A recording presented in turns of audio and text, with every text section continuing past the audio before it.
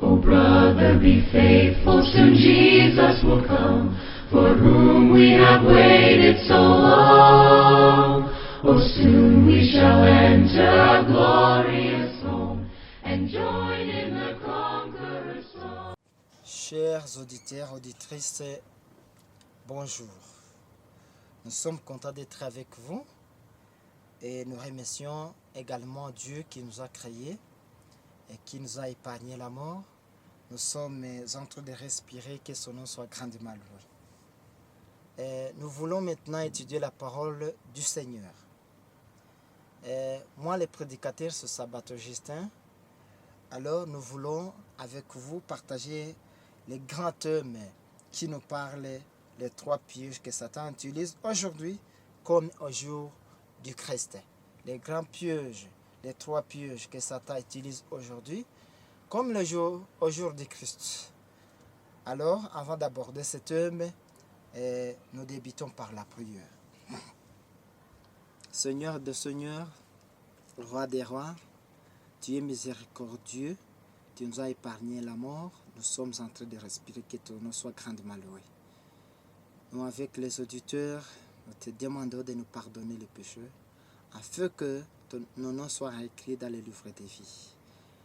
Partout où il y a les affligés, nous te demandons de leur accorder ta grâce, afin qu'ils puissent aussi trouver les bons résultats venus chez toi. Nous te demandons de guérir les malades et les autres qui sont en mauvais état. Nous te demandons de nous accompagner dans notre thème et d'être notre grand prédicateur et de notre enseignant, afin que lorsque nous allons terminer, nous te dirons que ton nom soit grandement loué. Sois avec nous, au nom et pour l'amour de Jésus-Christ. Amen. Mes chers amis, nous vivons au monde où Satan est descendu. C'est l'Apocalypse qui nous parle de ça. Et en réalité, Satan est venu pour marquer une grande chute de l'humanité. Malgré qu'il avait fait cette chute à Adam et Ève, il veut poursuivre aussi sa postérité jusqu'à la fin. Alors, dans ce sens, nous sommes en train de dire que nous devons aussi discerner bien ces pièges afin que nous ne puissions pas tomber comme nos aïeux ou bien nos parents, nos premiers parents. Alors, dans ce sens, la Bible est en train de nous dire que Satan aujourd'hui s'est soulevé pour aussi combattre contre l'humanité et afin que l'humanité ne puisse pas trouver aussi le repos qui est la vie éternelle. Comme 1 Pierre chapitre 5 verset 8, on est en train de nous dire il y a une parole que nous devons penser très bien à 1 Pierre chapitre 5 verset 8. Il y a ce que la Bible est en train de déclarer. Aujourd'hui, Satan est venu dans ce monde, ne fût-ce que pour poursuivre l'homme et occasionner à l'homme de ne pas trouver la vie éternelle. 5 verset 8, 1 Pierre. On nous parle ainsi. Soyez sobres, veillez. Votre adversaire, le diable, rôde comme un lion rugissant, cherche à qui il dévorera. Mes chers, le diable est sur la terre dans ces derniers jours, cherche à qui il va dévorer. Ça montre quoi? Satan ne veut pas que nous puissions trouver la vie éternelle. Satan ne veut pas que tu puisses quitter de l'erreur pour aller à la justice. Satan ne veut pas que tu puisses aussi travailler pour le Seigneur. Il veut te faire son esclave. C'est ce qu'on vient en train de nous dire.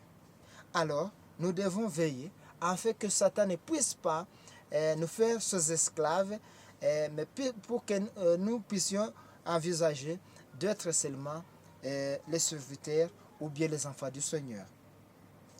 Sur ça, la Bible est en train de nous déclarer qu'il y a trois grands pièges que Satan utilise pour capturer les gens, pour mettre les gens dans l'esclavage.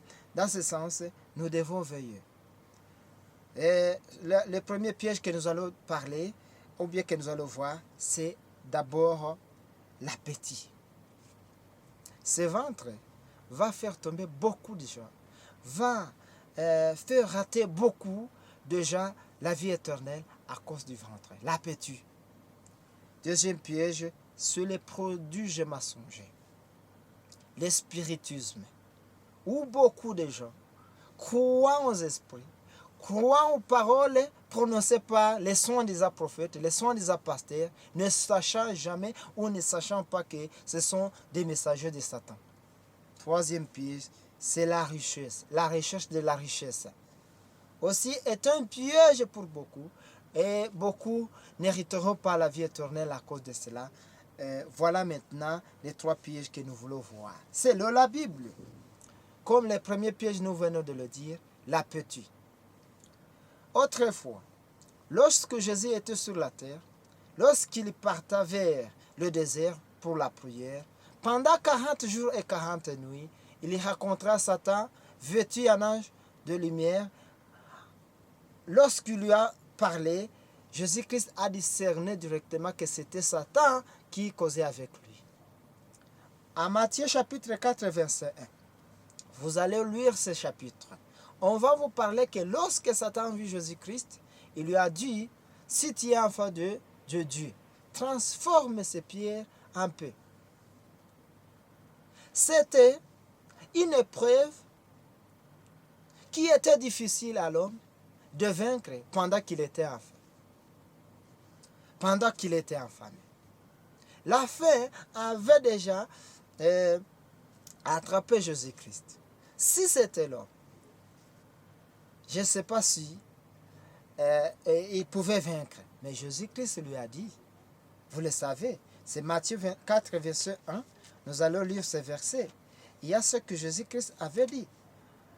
Et nous sommes en train de vous dire que là où Jésus-Christ a vaincu, nous devons aussi vaincre. Et nous devons trouver cette force de vaincre. Cette stratégie que Jésus-Christ a utilisée pour vaincre Satan, nous devons en utiliser afin que nous puissions aussi vaincre Satan. Alors, Matthieu 4, verset 1, qu'est-ce que Jésus-Christ avait fait pour vaincre Satan? 4, verset 1. Alors, Jésus fut emmené par l'Esprit dans le désert pour être tenté par le diable. Après avoir jeûné 40 jours et 40 nuits, il lui eut faim. Le tentateur s'était approché, lui dit, si tu es fils de Dieu, ordonne que ce pierre devienne des pains. Jésus répondit, il est écrit, l'homme ne vivra pas de pain seulement, mais de toute parole qui sort de la bouche de Dieu. Amen. Jésus-Christ a vaincu l'appétit. Satan voulait le perturber à cause de la faim qu'il avait. Mais ici, on vient de nous dire qu'il a dit non. Il lui a châtié, il lui a parlé qu'il est écrit que l'homme ne vivra pas seulement de pain, mais plutôt de la parole, de toute parole qui sort de la bouche de Dieu. Alors, à ce sens, beaucoup de gens sur ce piège, ils sont attrapés par ce piège. Aujourd'hui, si nous vérifions comment les gens mangent, comment les gens utilisent, comment les gens font leurs fêtes, vous trouverez qu'en réalité, les gens sont sous la bannière de Satan et ce piège les a attrapés. La Bible est en train de nous parler que, en Matthieu 24, 27, 38, que même au jour de Noé, beaucoup de gens n'avaient pas entré dans l'arche à cause de l'appétit. Ils étaient dans une grande fête où ils buvaient, ils mangeaient, mais ils n'ont pas connu que la fin va arriver. Et dans ce dernier jour, la Bible est en train de nous parler que manger et boire va être un grand piège pour beaucoup. Matthieu 24, verset 38, on dit ainsi. Verset 37. Ce qui arriva du temps de Noé arrivera de même à l'avènement du Fils de l'homme. Car dans les jours qui précédèrent le déluge, les hommes mangeaient et buvaient, se mariaient et mariaient leurs enfants, jusqu'au jour où Noé entra dans l'arche, et ne se doutèrent de rien, jusqu'à ce que le déluge vint et les emporta tous. Là en bas, qu'est-ce qu'on parle par la suite? On parle ainsi. Il en sera de même à l'avènement du Fils de l'homme. Ce qu'on vient de nous parler, on parle que manger et boire a fait tomber, a fait mourir les gens de l'époque de Noé, et même aujourd'hui, les gens mangeront bêtement. Les gens mangeront les souillés et les impurs. Les gens mangeront d'une manière qui ne glorifie pas les sauveurs. Les gens vont boire d'une manière qui ne glorifie pas le Seigneur. On est en train de nous parler que nous devons veiller à ne pas tomber dans ces pièges. Satan veut détraquer les cerveaux et les intelligences des gens à travers les manger et les boire. Dans quel sens?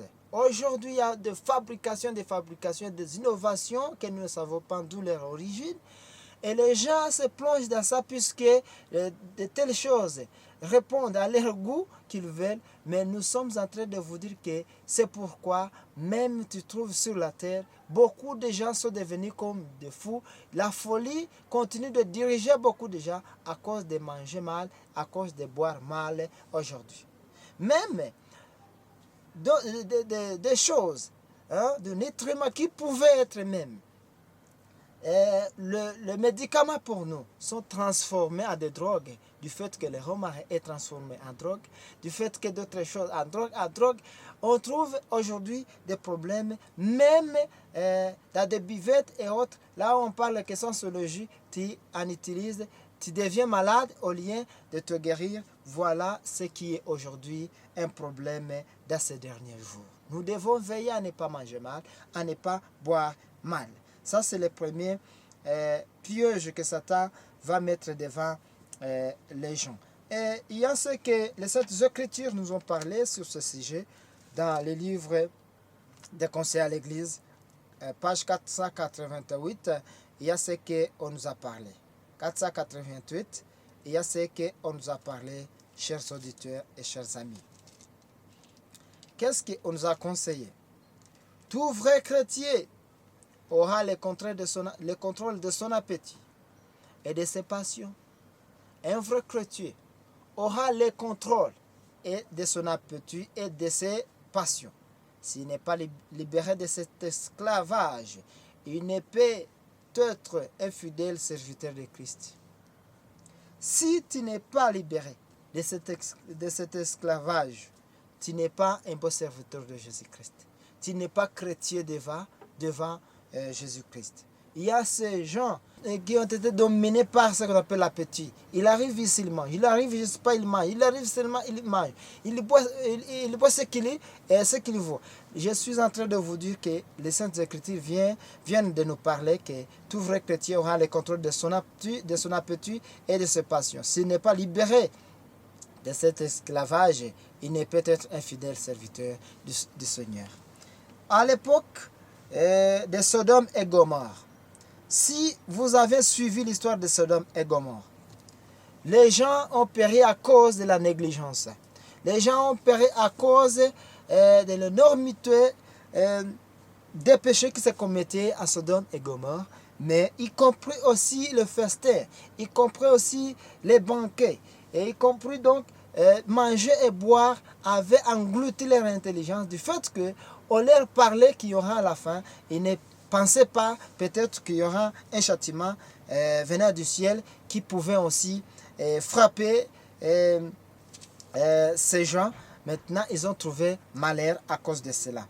Maintenant, ici, qu'est-ce qu'on va nous dire? Dans ces livres des patriarches et prophètes, on nous parle qu'à l'époque de Noé, ainsi qu'à l'époque de Lot, à Sodome et Gomorrhe, de même aujourd'hui, manger et boire va faire le rage et va occasionner la perte de beaucoup d'âmes à cause de manger mal, à cause de boire mal.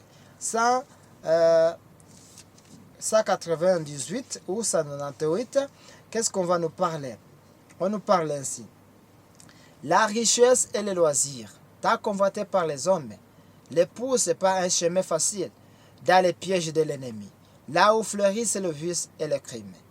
À ce régime, l'esprit s'étiole, la raison s'égare, l'âme se pervertit. Satan ne réussit jamais aussi bien que lorsqu'il se présente aux humains à leurs heures d'inaction, placés en embuscade. Il est tout prêt à s'emparer de ceux qui ne sont pas sur leur garde, ceux qui, devant quelques séduisants appâts, lui donnent libre accès dans leur vue. Sodome était pleine de rires et de divertissements, de banquets et d'ivrogneries. Comprenez l'état de Sodome. On nous parle que Sodome était pleine de rires, de divertissements, de banquets et d'ivrogneries. L'exemple du monde antédiluvieux, détruit par la colère de Dieu, n'arrêtait pas son impiété. Sa population outrageait ouvertement les créatures et sa loi. Les passions les plus viles et les plus brutales s'y donnaient libre cours. Sodome et Gomorrhe, malgré l'énormité des péchés, malgré la quantité d'iniquité qui se commettait à ce jour, nous sommes en train de vous dire que l'appétit aussi les avait dominés, du fait que l'appétit, manger mal et boire mal, avait émoussé leur intelligence de ne pas discerner et de ne pas comprendre le bien et le mal, du fait qu'ils se sont plongés dans les péchés totalement à cause de l'appétit. Soyez vigilants de ne pas aussi être dominés par votre appétit. Deuxième piège que nous avons parlé, c'est les prodiges mensongers, le spiritisme. Aujourd'hui, comme on t'a dit Christ, Satan a voulu perturber la foi de Jésus-Christ, vouloir lui montrer comme c'est un ange du ciel qui vient, qui lui a dit qu'il est écrit quand il saute sur terre, les saints anges vont te prendre dans leurs mains. C'est dans le même chapitre, Matthieu 24, verset 1, où on nous a parlé que Satan, lorsqu'il a vu qu'il ne lui réussit pas son appétit, il a fait tout moyen pour maintenant venir et lui dire quand il saute sur terre, les saints anges vont te prendre. C'était le grand prodige que Satan voulait aussi montrer à Jésus-Christ. Mais Jésus-Christ lui a dit, retire-toi. Puisqu'il savait que c'est Satan. Aujourd'hui, comme au temps du Christ, beaucoup de gens sont trompés par les faux prophètes, les faux pasteurs, qui leur promettent des choses irréalisables. Du fait que tant de personnes sont plongées dans cette erreur, ils entrent dans des églises, dans des chambres de prière, ne fût-ce que pour être bénis par ces pasteurs et ces prophètes, mais la Bible est en train de nous parler que c'est le piège de Satan. Dans quel sens? Aujourd'hui, où la recherche des affaires mondaines, ou la recherche de la vie est coûteuse, beaucoup de gens entrent ou bien consultent les pasteurs, ou bien les faux prophètes, disant que s'il appose sa main sur moi, je vais être béni et je vais être riche. Et les faux pasteurs d'aujourd'hui, ils te disent, si tu donnes beaucoup, tu recevras beaucoup. Les gens donnent les $100, la prière de $100, la prière de $50, la prière de $200, la prière de $500, la prière de $1000, voire de $2000. Il te dit, quand tu donnes beaucoup, tu recevras beaucoup. Et beaucoup de gens ont crié à ça. Et beaucoup de gens sont égarés dans cet angle, puisqu'ils ne savent pas le piège de Satan. On nous parle que dans les derniers jours, le spiritisme va s'intensifier, du fait que beaucoup de gens ne croiront pas à Jésus-Christ, mais ils croiront aux faux pasteurs qui leur diront que nous sommes envoyés par le Seigneur, il m'a dit que tu es pauvre, mais demain tu seras riche. Et beaucoup de gens seront égarés dans ce sens. Et à cela, le spiritisme a fait des gaffes, du fait qu'aujourd'hui, tu es malade de la malaria, tu es malade de je ne sais pas de quoi, on te dit qu'on t'a empoisonné, et il va te dire que c'est ta maman, il va te dire que c'est ta grand-mère, il va te dire je ne sais pas ce qui, et puis il y a perturbation et querelle dans des familles à cause de tout cela, puisque le spiritisme a dominé beaucoup de gens, c'est le grand piège de Satan. Et nous passons sur ça. Le troisième piège, c'est la recherche de la richesse. La recherche de la richesse va étouffer la foi de beaucoup et le courage de beaucoup de chrétiens qui s'encheminent vers le ciel à cause de la recherche de la richesse. Pareil au temps de Jésus-Christ. Matthieu chapitre 4, et Satan aussi est venu et piéger Jésus-Christ. Il a dit, si tu fléchis les genoux devant moi, je te donnerai le monde entier. Ce que tu vois vont être pour toi. Jésus-Christ a dit, puisqu'il a vu que tout ce qu'on lui montre, c'est lui-même qui les avait créés, il a dit, non, qu'est-ce que tu me donnes et toi tu n'as rien. Satan n'a rien. Il n'a pas créé le monde. Il n'a pas créé les animaux. Il n'a pas créé les plantes. Il n'a rien créé sur la terre. Seulement ce qu'il a créé, c'est le désordre. Mais quand il te dit, je vais te donner, il va te donner ce qu'il n'a pas. Si tu crois en Dieu, que c'est lui-même qui t'avait créé, qui a créé le monde et tout ce qui est sur la terre. Pourquoi aller consulter le faux prophète, le magicien et les autres, et le pasteur? Oh, je vais te donner ceci. Si Dieu te connaît, tu es son enfant. Il doit te donner à l'air voulu. Alors, pourquoi être perturbé à ça? Il y a beaucoup d'écritures qui se sont plongées dans la recherche des richesses. Du fait qu'il manque même le temps de prier, il manque même le temps d'aller aux assemblées, de participer aux cultes à cause de la recherche de la richesse. La Bible est en train de nous parler que nous ne devons pas aimer le monde. Qu'est-ce qu'on va nous dire en Jacques chapitre 4, verset 4? Quand nous aimons le monde, c'est un problème qui va nous séparer de Dieu à cause de l'amour que nous avons envers le monde. 4, verset 4. On nous parle ainsi. Adultères que vous êtes, ne sachez-vous pas que l'amour du monde est une inimitié contre Dieu? Celui donc qui veut être ami du monde sera ennemi de Dieu. Si tu es ami du monde, tu es totalement ennemi de Dieu. Dans le livre intitulé Premiers écrits, il y a ce qu'on nous a parlé, les pièges de Satan, les grands pièges de Satan, de la recherche, d'inciter aux gens à rechercher les trésors terrestres, plus que la recherche de l'amour, la recherche de la chrétienté, la recherche de la justice, la recherche de Dieu. Ils aiment rechercher seulement les choses du monde. Qu'est-ce qu'on nous a parlé sur ce sujet? 266e page, qu'est-ce qu'on nous a parlé sur ce sujet? On nous parle ainsi. J'ai vu que Satan ordonne à ses anges de tenter leurs pièges, tout particulièrement devant ceux qui attendent la seconde venue de Christ et qui observent les commandements de Dieu. Il leur dit que les églises étaient endormies et qu'en fait de les retenir, il allait accroître sa puissance et le nombre de ses prodiges mensongers. Mais, dis-tu, nous haïssons la secte des observateurs du sabbat. Ils travaillent constamment contre nous. Ils nous ravissent nos sujets. Ils les amènent à obéir à la loi de Dieu que nous détestons. Allez, enivrez des soucis de ceux qui possèdent des terres ou de l'argent. Si vous pouvez les amener à placer les affections sur ces choses, nous les gagnerons. Ils peuvent professer la foi qu'ils veulent, mais occuper-les davantage à gagner de l'argent qu'à travailler à l'avancement du règne de Christ ou de la diffusion des vérités que nous détestons. Vous voyez le piège de Satan. Il a incité surtout les observateurs du sabbat, les enfants de Dieu, le réformateur, qui sont à la tête ou bien qui se sont élevés pour aussi proclamer la bonne nouvelle. Il a dit non, allez les piéger, les trésors terrestres. Là, qu'est-ce qu'on vient de nous dire?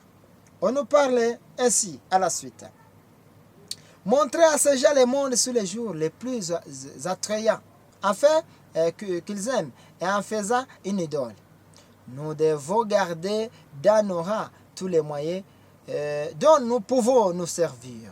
Ici, on est en train de nous dire que Satan a présenté le monde d'une manière attrayante, afin que ça attire les gens, afin que les gens ne puissent pas travailler pour le Seigneur, ou bien trouver l'état de prière, trouver l'état je ne sais pas de quoi, et ils vont seulement être attirés par ce qu'on appelle le monde, et les gens vont se plonger dans ce sens. Voilà les grands trois pièges que Satan a piégé beaucoup de gens, et ceux qui ne veulent pas vont tomber dans ces pièges. Et maintenant, en trajet des siècles 883, il y a ce que les Saintes Écritures nous parlent. Veillez à ne pas tomber dans ces pièges de Satan. 883, il y a ce qu'on nous a parlé sur ce sujet. 883. Comprenez ce que Satan est en train de faire dans ce dernier jour. Satan fera tout pour empêcher les fidèles de se préparer à rester fermes. Il disposera les circonstances de façon à leur barrer la route, à les absorber par des trésors terrestres, à les charger d'occupation et à appesantir leur cœur par les soucis de la vie, afin que, tel un voleur, les jours de l'épreuve les prennent à l'improviste. Satan pour nous barrer la route, pour nous faire échouer, pour nous faire fatiguer, afin que nous ne puissions pas hériter la vie éternelle, afin que nous ne puissions pas arriver dans la cité céleste.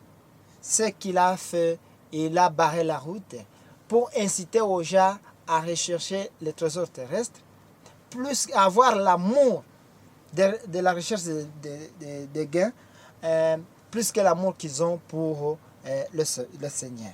C'est ça les 3 pièges de Satan dont nous avons parlé, l'appétit. Le deuxième piège, c'est le prodige mensonger, qui est le spiritisme. Et le troisième piège, c'est la recherche de la richesse qui étouffe le courage et la foi de beaucoup.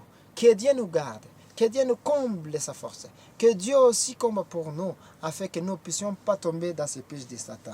C'est ce que je vous prie. Priez aussi pour moi cette prière au nom et pour l'amour de Jésus-Christ. Amen. Oh, brother, be faithful, soon Jesus will come, for whom we have waited so long. Oh, soon we shall enter glory.